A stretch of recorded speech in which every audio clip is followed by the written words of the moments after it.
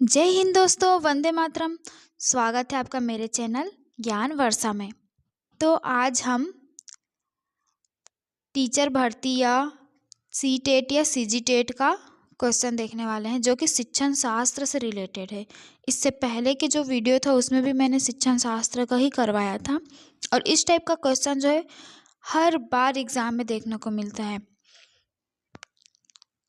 इसमें ज़्यादा क्वेश्चन का सिलेक्शन तो नहीं है, केवल 20 क्वेश्चन है, और जो कि आईएमपी क्वेश्चन का संग्रह है। तो चलिए शुरू करते हैं। पहला है, यदि किताब पढ़ने पर किसी बालक को प्रसन्नता होती है तो यह बाह्य अभिप्रेरणा है, आंतरिक अभिप्रेरणा है, प्रशंसा प्राप्ति के लिए है, इनमें से कोई नहीं। तो किताब पढ़ने पर ही बालक को प्रसन्नता हो रही है तो ये है आंतरिक अभिप्रेरणा। और बाह्य अभिप्रेरणा किसी को पुरस्कार देना या तारीफ करना, ये सब बाह्य अभिप्रेरणा का है उदाहरण है।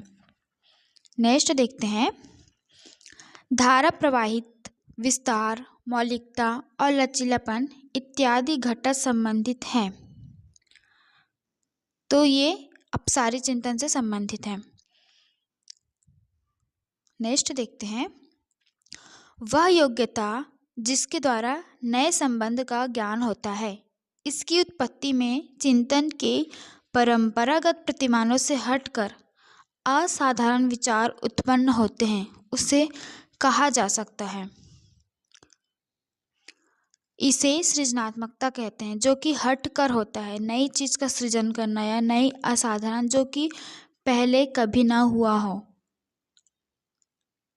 परंपरागत प्रतिमानों से हटकर, जो कि पहले कभी ना हुआ हो, नया चीज़ का निर्माण करना, सृजन करना या आविष्कार करना ही सृजनात्मकता कहलाती है। इसका सही उत्तर जाएगा ऑप्शन नंबर बी के साथ। अगला, कोई भी बालक जिसका व्यवहार सामान्य सामाजिक व्यवहार से इतना भिन्न हो जाए कि उसे समाज विरोधी कहा जा सके, खाली स्थान है वो। मन बुद्धि नहीं, अपराधी बालक, पिछड़ा बालक या इनमें से कोई नहीं। तो ऐसे बालक जो समाज विरोधी है और उसका व्यवहार भी भिन्न है, वो अपराधी बालक कहलाएगा। Option number B.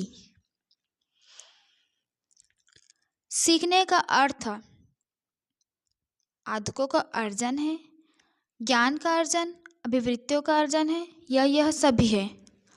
तो सीखने का अर्थ मुख्यतः ज्ञान को अर्जित करना होता है। Option number B.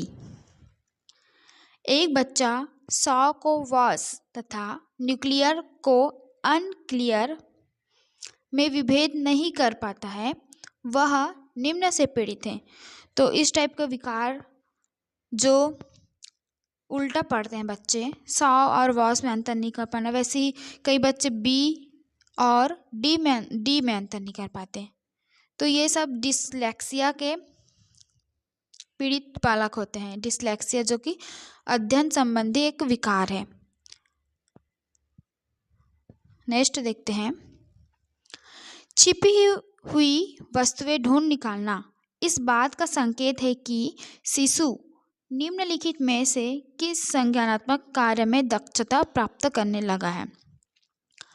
तो ये छिपी हुई वस्तुएं ढूंढ निकालना, ये जीन पियाजे के संज्ञानात्मक थ्योरी से रिलेटेड है, और इस गुण को वस्तु स्थायित्व का गुण कहते हैं, जिसमें अगर बालक को खिलौना पकड़ा है, उसे छीन कर हम छिपा देते हैं, और अगर हम उसके सामने 4 खिलौने रखें तो वो पहचान जाएगा कि मेरा खिलौना कौन सा है। इसे वस्तु स्थायित्व कहते हैं। नेक्स्ट देखते हैं, अधिगम के लिए निम्नलिखित में से सर्वाधिक आवश्यक है। उत्तम पालक बालक संबंध, उच्च बुद्धिमत्ता, उत्तम विद्यालय वातावरण, या सीखने की इच्छा। वैसे तो ये सभी इम्पोर्टेंट है, लेकिन सबसे ज़्यादा सीखने की इच्छा। अगर किसी बालक में सीखने की इच्छा ही ना हो तो चाहे कितना ही अच्छा पालक मिल जाए, बुद्धि मिल जाए, या बड़े से बड़े विद्यालय में भी उसको पढ़ने भेज दिया जाए, वो जब तक उसके अंदर की इच्छा ही नहीं होगी वो कुछ नहीं कर सकता। और जिस बालक को पढ़ने की इच्छा होगी वो साधारण से माहौल में भी पढ़ सकता है। इसका उदाहरण अम्बेडकर जी है। जिसे विद्यालय भी नहीं मिला, गरीबी में उन्होंने कितनी अच्छी इतना पढ़ाई किया, मेहनत किया, क्योंकि उसके अंदर सीखने की इच्छा थी। अगला है, बालक में सृजनात्मक की अभिव्यक्ति की स्वरूप में की जा सकती है। नाटक की खेल द्वारा, रचनात्मकता खेल द्वारा, हास्य भाव द्वारा या सभी। इसका आंसर आएगा सभी। बच्चों में पिछड़ेपन का कारण हो सकता है दृष्टि दोष, दोषपूर्ण पाठ्यक्रम, निर्धनता या यह सभी। तो पिछड़ेपन का कारण ये सभी है, ऑप्शन नंबर डी। सीखने के प्रयास और भूल सिद्धांत के प्रतिपादक हैं, तो इस सिद्धांत को थॉर्नडाइक ने दिया था। नेक्स्ट देखते हैं, निम्नलिखित में सृजनशीलता का प्रमुख तत्व क्या नहीं है। सृजनशीलता का प्रमुख तत्व क्या नहीं है?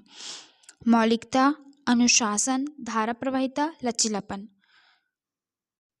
हम जब सृजनशीलता के प्रमुख तत्वों के बारे में पढ़ते हैं तो उसमें मौलिकता भी शामिल है, धारा प्रवाहिता, लचीलापन शामिल है, लेकिन अनुशासन उसमें नहीं है। तो इसका राइट आंसर जाएगा ऑप्शन नंबर बी के साथ।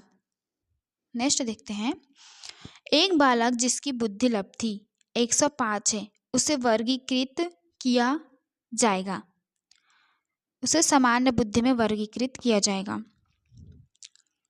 और 120 से ज़्यादा है उसे किस में किया जाएगा? कमेंट कीजिएगा।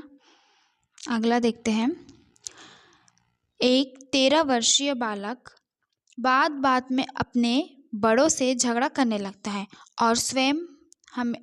और हमेशा स्वयं को सही साबित करने की कोशिश करता है। वह विकास की किस अवस्था में है? तो ये विकास की किशोरावस्था में। इस अवस्था में बालक और बच्चे और माता पिता के बीच अक्सर मतभेद होने लगता है। नेक्स्ट देखते हैं, प्याजे के अनुसार संज्ञानात्मक विकास की कितनी अवस्थाएं हैं? तो प्याजे के अनुसार संज्ञानात्मक बाल विकास की 4 अवस्थाएं हैं, ऑप्शन नंबर बी। नेक्स्ट देखते हैं, श्रवण बाधिक बच्चों को पढ़ने के लिए क्या प्रयुक्त की जाती है? श्रवण बाधित बोले हैं तो ऑप्शन नंबर बी, सांकेतिक भाषा का प्रयोग किया जाता है। जो बच्चे सुन नहीं सकते उसको सांकेतिक भाषा, और जो बच्चे देख नहीं सकते उसके लिए ब्रेल लिपि। शिक्षा में फ्रोबेल का महत्वपूर्ण योगदान था खालिद खान का विकास। किंडरगार्टन इसका सही उत्तर जाएगा। नेक्स्ट देखते हैं, जन्म के समय लगी चोट या भ्रूण क्षति की वजह से आई मानसिक मंदता कहलाती है, इसे जैविक मंदता कहते हैं। नेक्स्ट देखते हैं, बालक का विकास परिणाम है वंशानुक्रम का, वातावरण का, वंशानुक्रम तथा वातावरण की अंतःक्रिया या आर्थिक कारकों का। तो बालक के विकास को सबसे ज़्यादा प्रभावित वंशानुक्रम तथा वातावरण करती है। इसके अलावा भी कई चीज़ें जो बालक के विकास को प्रभावित करती है, लेकिन सबसे ज़्यादा देखा जाए तो वंशानुक्रम तथा वातावरण है। तो इसका सही उत्तर जाएगा option number C, option number C. Next देखते हैं, सीखने की क्लासिकल कंडीशनिंग सिद्धांत प्रतिपादित किया था स्किनर ने, थॉर्नडाइक ने, कोहलबर्गर ने या पॉलो ने। तो सीखने का क्लासिकल कंडीशनिंग सिद्धांत को पॉलो ने प्रतिपादित किया था, और उसने किसके ऊपर प्रयोग किया था? तो कुत्ते के ऊपर प्रयोग किया था। आंसर नंबर डी, कुत्ते के ऊपर प्रयोग किया था पॉलो ने। ये रहा आज का लास्ट क्वेश्चन। और अगर वीडियो अच्छी लगे तो लाइक करना, शेयर करना और चैनल को सब्सक्राइब करना। Thanks for watching friends.